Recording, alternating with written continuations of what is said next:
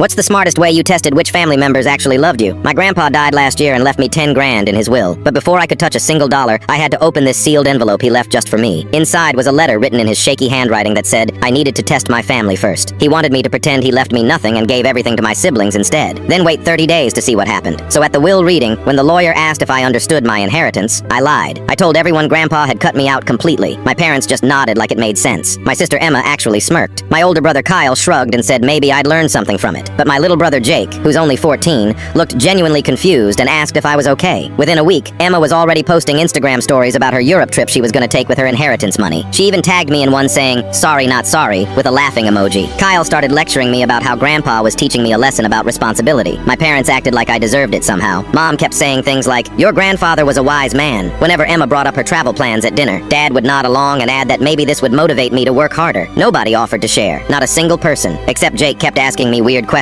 like if I had enough money for groceries, and if I wanted him to lend me his birthday cash. He was literally the only one who seemed to care that I might be struggling. The 30 days felt like forever. Emma kept bragging about booking flights. Kyle started giving me advice about budgeting and finding cheaper apartments. My parents would make these pointed comments about learning to stand on your own feet, but Jake would slip me $20 bills when nobody was looking and offer to split his lunch money with me. On day 30, I invited everyone to dinner at Grandpa's old house. Emma showed up wearing a new designer purse she'd bought early with her inheritance money. Kyle brought printouts of job listings he thought I should apply for. After we ate, I pulled out the real will and Grandpa's letter. I read it out loud, word for word. The part that hit hardest was, find out who sees your worth when there's nothing to gain. Emma's face went white. Kyle started stuttering about how he was just trying to help motivate me. My parents looked like they wanted to disappear into the floor, but Jake started crying. Not because he was upset, but because he was relieved I wasn't actually broke. He said he'd been saving his allowance to help me pay rent and was worried I'd have to drop out of college. Right then and there, I wrote Jake a check for $5,000. I told him Grandpa would have wanted him to have it for being the only one who actually cared about me as a person, and not just what I could give them.